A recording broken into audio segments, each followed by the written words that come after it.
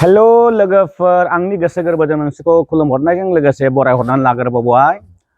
क'क्राझार डिस्ट्रिक्टनि सालाकाटि हालामनि सिङाव थानाय आमलायगुरि गामिनि रमेन मोसाहारि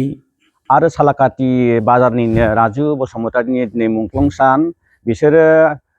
नोंसोरो मिथिखागोन सालाकाटि रेल स्टेशनाव आगोलाव हारियाना पुलिसजों मुंख्लं जादों। नोंसोरो दायो भिडिअखौ नायलांजोबदोल', आं नोंसोरनो खोन्थालांबाय थागोन। गावबुरा रायजो राजा बिथांमोन आरो लोगोसेयैनो माहारियारि आफादनि मानगोनां आफादगिरि नेहाथारि साफ्रोमसिमबो बे समाव सालाकाटि दख'रा दुलाराय बर' फरायसा आफादनि जानानै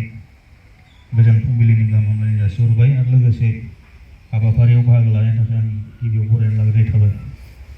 दा बे समाव हाबाफारि बायदियै जेनाखि 2025 आरो दिनैजों लानानै 20थि जोंनि बे मुंख्लं सानखौ फालिनाय जादों। सालाकाटि दख'रा दुलाराय बर' फरायसा आफादनि मानगोनां गासै दैदेनगिरिफोर, क'क्राझार जिल्ला दुलाराय बर' फरायसा आफादनि मानजाथाव आफादगिरि श्री कृपेश दैमारि मानगोनां सार बेवहाय बाहागो लानो हादों आरो क'क्राझार जिल्लानिनो गासै दैदेनगिरि सारमोन, सालाकाटि गुदि बर' थुनलाइ आफादनि मानजाथाव आफादगिरि दैथुन कुमार ब्रह्म सार, सालाकाटि दख'रा बर' समाजनि मानजाथाव आफादगिरि आरो बेवहायनो बाहागो लानो हानाय आइजो अनसाय आफादनि बिबानगिरि आरो बयनिबो सिबिजाथाव रैखाथिनि फायखि न'खरनिफ्राय नुजाफैनो हानाय गासै गेदेमा बिथांमोन, दाब दाब गामिनिफ्राय जोंनि हांख्रायनाय लेखायै बाहागो लानो हानाय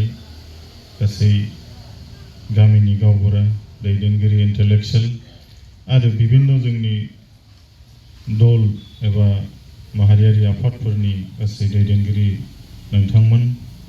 गिबियाव बयनिसिमबो दख'रा आफादनिफ्राय गाहाम हामलायनाय जासिबाय। दिनै बुंथारनांगौ एसेबां दङ होननानै आं सानाखै, जुदियोब्लाबो जोङो जोंनि गेजेराव माखासे बाथ्रा फोरमायलांनो थाखाय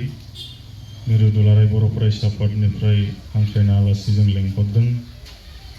नैबे समाव जोङो दुखु फोरमायगोन जाय बिथांमोना बै समाव अबथिरायै रुंसारि जाबाय, बिथांमोननि सोरगोआरि जिउमानि सेरावहाय आङो गुग्रुब खुलुमगोन। जोङो गुबुनारिफोरजों जेरैखि थासारियाव थाया मानो नाख्रेबजानाय नासयजानाय बे थासारिनिफ्राय जोङो दुलाराय बर' फरायसा आफादा मोनसे जाबायदि स्ट्रेंथजों जों खामानि मावबोनाय बेनि मोनसे दिनै खरासखौ बिथांमोना जोंनिसिम होलांबाय थादों। जोङो बै समाव उन्दैमोन, जोंनिफ्राय बांसिन गोबाङा मिथियो बै समाव जाय थासारिया जोंनि बर' आइजोफोरखौ मलेस्टेसन खालामनायनिफ्राय जोङो रैखाथि होनो थाखाय जेब्ला जोङो खामानि मोनदों अब्लानो बिथांमोना बारसोमनानै गावनि जिउनि बेसेनखौबो सानालासे बै समावनो साथामै बे मुंख्लंआ जादों।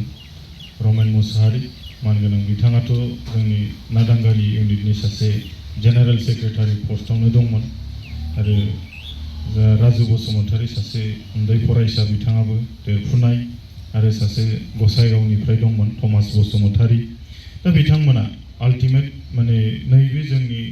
आइजोफोरखौ रैखाथि होनो थांनाय बे समाव रुंसारि जानो गोनां जायो 2005 मायथाइयाव, जेब्ला हारियाना पुलिसा जोंनि गोथारथि आइजोफोरनि गोथारथिखौ सिमफायनो नाजायो, बेफोरबायदि थासारिया जायो आरो बेवहाय जोङो मिथिनायाव ब्रह्मपुत्र मेल बेजोंनो जादों आरो बेवहाय जों सालाकाटियाव जेब्ला बेखौ रेलखौ जोङो होबथानानै रैखाथि होनो थाङो अब्ला बेबायदि जाथाया जादों। आङो दिनैनि थारिखआव आं बेखौसो खावलायगोन जे बै समाव जोंनि दैदेनगिरिफ्रा, जोंनि वार्कार्सफ्रा बेवहाय नैबे सासे गोसोम आइजो, गुफुर आइजो, उमुक थुमुक जाथि धोरोम बोरोन जेबो फारागथि लायालासेनो बिथांमोना जोंनि मानसि होनना बासायनो नाजादों आरो गावनि जिउखौ बाउसोमदों। दिनैबो जोंनि फरायसाफोरनियानो जा बा जोंनि समाजनि बर' जाथिनि साननाय हनायफ्रा जोङो बे स्पिरिटजों थांनो हानायखौ जों बयबो हास्थायो। दिनै जों गोबाङा डिभिजन लाबोनायखौ जों नुनो मोनो, बहाबा माबा इन्सिडेन्ट जायोब्ला समाज बेरेखा खामानि जायोबा जों बेखौ सोरबाया बासायनो थाङोबा माने सोरबाया बेखौ होबथानो थाङोबा सोरबाया बेखौ माने पलिटिकेलाइज कालार होलायनाय बा नैबेखौ मावनाङा नैबेखौ मावनांगौ बेखौ बासायनाङा बेखौ बासायनांगौ दा बेबायदि थासारिया जोंनियाव सिगांबो गैया आरो दाबो जानाङा जों बेखिनिखौ आसा फारियो आरोहाय दिनै बेयो मोनसे फिसा जोंनि बिदिन्थि जानो हाया मानोना दिनै जोंनि गावनि बिमा माहारि आइजो माहारिखौ बेसेबां जे अनो बेसेबां जे जोङो गोथारथिखौ रैखा खालामनो नाजायो बेबायदि मोनसे बिदिन्थि दिनै बृहत बे दिनैनि समावहाय आरो बेखौ लानानै जोंनि दिनैनि समाव जोंनि आइजोफ्राबो बृहत बिथांमोनखौ सिबिनांगौ अनसायनांगौ दङ होनना जों सानो बेजों मोनसे सांग्रांथि जों जानांगौ दिनैनि थासारियाव जाय गोथारथिखौ रैखाथि खालामनो थांनायाव बेबायदि बेसेन गोसा जिबना मुंख्लं जादों नाथाय जों बे गोथारथिखौ दिनैनि थारिखआव बेसेबां जोंनि दिनैनि हारिनि आइजोफ्रा रैखाथि खालामना लानो हादों गाव गाव जों बेखौबो दिनैनि थारिखआव जों साननांगौ दं होनना आङो सानो गोलाव बाथ्रा बुंनो लुगैयाखै जों बे बिथांमोननि जिथु मानखरसालि जेरैबायदि जौगाहोनांगौ फोसाबनांगौ जोङो हयथ' जों खालामजोबनो हायाखै दिनै जोङो दाख्लै थांनाय बोसोरावहाय बाउन्डारिखौ जों थिग खालामना लानो हाबाय नङाबा जों बेरा बायला जिला थानो गोनां जायोमोन बेवहाय जोङो जोंनि दानि एमपि बै समनि एमएलए 31 नं सिडली समस्तिमोन मानगोनां जयन्त बसुमतारी बिथांनिसिम आङो दिनैनि बे हाबाफारिनि गेजेरजों साबायखर बावगोन बिथाङा दिनै बे बाउन्डारिखौ जों खालामना हरनो हाबाय आरोबाव गोबां साबना हाबना खालामनांगौ दं जों बेखौ बयबो नुदों रायजो राजायाबो नुदों उननि समाव जोङो खावलायगोन जायखि सरकाराव थायाथों मानो जोंनि हारिनि हिर'सफोरखौ जों जेब्लायबो बेवहाय सन्मान खालामनांगोन बिथांमोनखौ जों सिबिनो हानांगोन आरो बेफोरनो जोंनि मोनसे बिदिन्थि जेरावनाखि जोंनि जाथि सिबिनाय आरो जोंनि माहारि सिबिनायनि बिथांमोना खरास जोंनो होलांबाय आरो बे मोनसे सुप्रिम सेक्रिफाइस जेखौनाखि जोङो साधारन मानसिया सहसै मावनानै देखायनो हाया दा आं गोलाव बाथ्रा बुंनो लुगैयाखिसै बिथांमोननि जिथु मुंख्लंनि न'खरफोरा गासिबो थिग थाक थाथों मोजाङै मोजां दावगालांनो हाथों आरो गासिबो जोंनि माहारियाव जोंनि बिथांमोननि जिथु बिहोमाया जेब्लायबो थांनानै थाथों बेखौ लानानै जों बोसोरफ्रोमबो इन्टार भिलेज फुटबल टुर्नामेन्ट खुंनाय जायो बे फुटबल टुर्नामेन्टखौबो जों जेरै जौगाहोनांगौ बिदि हायाखैब्लाबो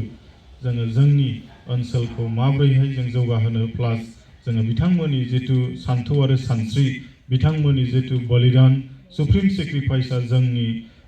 लाइमोनफोरनि गेजेराव जोंनि समाजनि गेजेराव माबोरैहाय गोथाङै थांना थानो हायो बे नोजोरजों जों जाखिनि हादों बा नाजादों बेखिनिखौ जों मावफुंनाय जादों उननि समाव आरो जोङो बेबायदिनो साबसिन खालामलांनांगौ दङ बेखौ बयबो रायजो राजाफ्रा मदद खालामलायगोन आं बेखिनिखौ आसा फारिबाय रैखाथिनि फायखि रमेन मुसाहारि आरो राजु बसुमतारीनि सान्थौ सानस्रिया थांनानै थाथों बिथांमोननि खरास जों साफ्रोम लाइमोनफोरनि गेजेराव थाथों रायजोफोरनि गेजेराव थाथों आइजोफोरनि गेजेराव थांनानै थाथों आरो सोरगोआरि बिथांमोननिसिम फिन खेबसेबाव खुलुमनाय जासिनानै